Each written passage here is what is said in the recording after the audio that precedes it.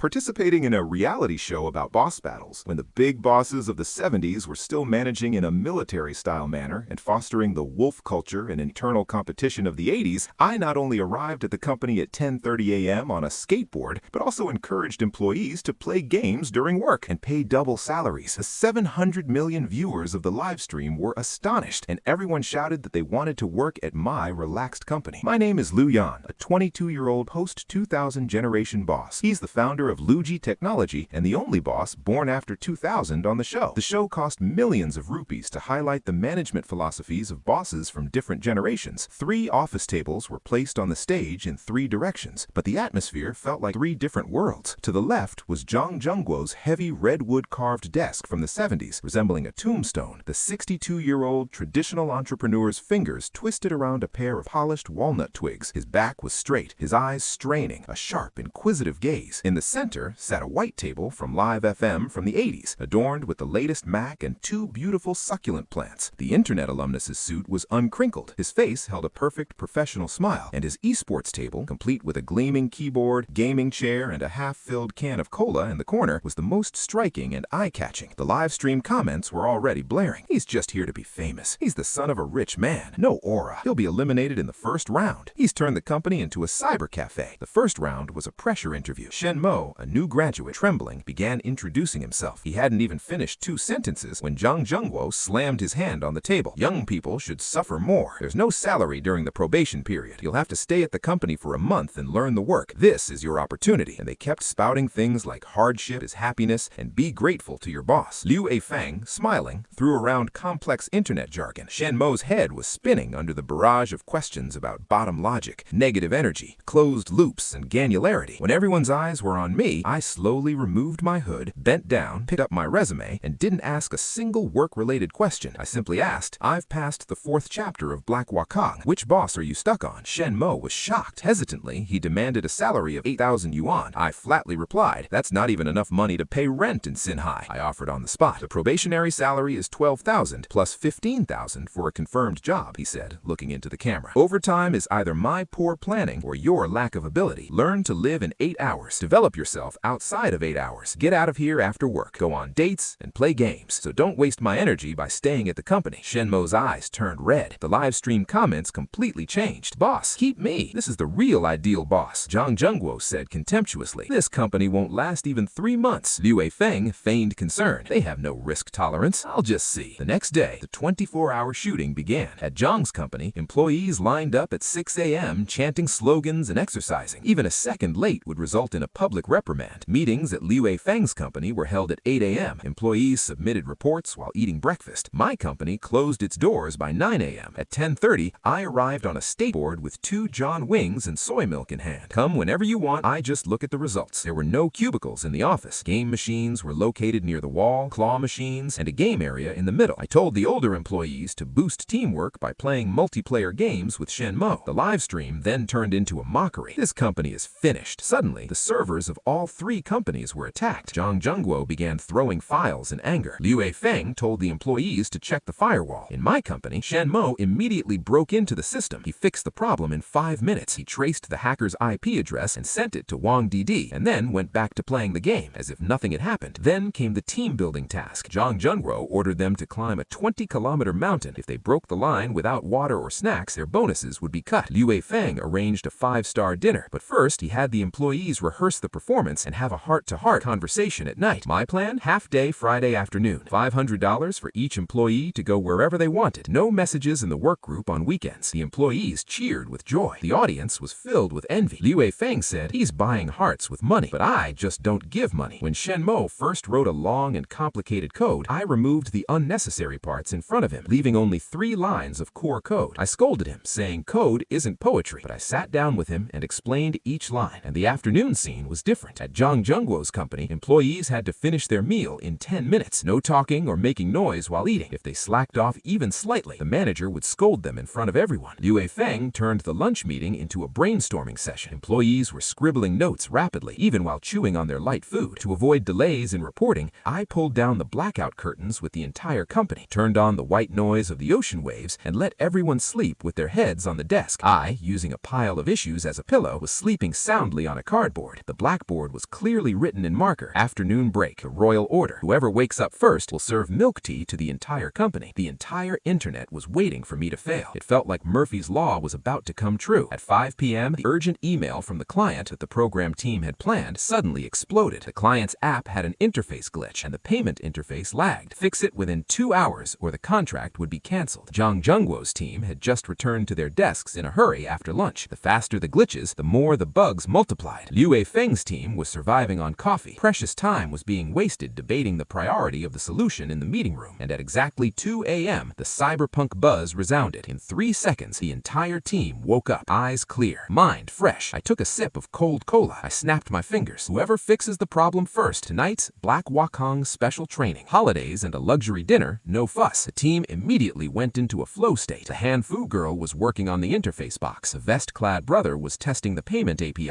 I was twirling my gaming chair, giving the right directions to each desk at the right time. 45 minutes later, Ergo finally pressed enter. The bugs weren't all gone. The app's loading animation was also optimized. A 2-second test began. Meanwhile, Zhang Zhengguo's system crashed again. Liu Feng was apologizing to the client, and we were sitting in the game zone playing Black Wakong. I told Shen Mo that even a 0.5-second delay in the workplace can lead to missed deadlines. That day, our team received its only S grade. The second stage of the talent war targeted talented programmers. His open source framework is world famous. Zhang Zhengguo, noticing his long hair and casual clothes, taunted him. Work in the factory for 3 months first, then we'll talk. Liu Feng, a salary of 6 million annually, company shares, but a strict non-completion agreement, a 6-day work week. My turn? I took 01 to the game zone and showed him a broken game machine. Fix it, and then we'll talk about joining. We sat on the floor and looked at the circuit board. The machine was fixed in 10 minutes. I pointed out the memory flaw in this framework on the whiteboard and offered a new optimization idea. His eyes lit up. He got on his knees and started calculating. I made a clear offer. 8 million rupees annually in cash, full insurance, no time work, and no OT. Cards, no weekly reports, no unnecessary meetings, and the only KPI, improving our framework. I also mentioned that our company was having a friendship event with an art college. 01, a tech lover of his age, immediately agreed. I'm not coming for the money, but for the technology. On the day of the quarterly report, the programming team assigned him the task of cleaning 100,000 sales data. 95% accuracy by 8 a.m. was mandatory. Zhang, the office door closed. Data matching with human power. An employee collapsed during the night. Li Weifeng bought AI software. Software crashed, data loss. The whole team stayed up all night. I set up the auto script by 5 p.m. Ling Yi added a fuzzy matching algorithm. Error rate to 99.9%. The rest, ARG, finished in 5 minutes. 8:30 p.m. We all packed up and went out for barbecue. The next day, our accuracy was 99.9%. No one was tired. Zhang, 60%. Li, 95%. But his eyes were red. Zhang yelled into the camera, "You're being clever. Hard work is not respected." I said seriously, making humans work like donkeys isn't hard work, it's incompetence. Machines are made to liberate humans. A wolf doesn't hunt for show. In the workplace, output matters more, not hours. With that, I left with the team. In the live stream, employees exhausted by countless overtime hours became emotional. They didn't want grand promises, but rather respect and a balanced life. Meanwhile, the Shang Group's $50 million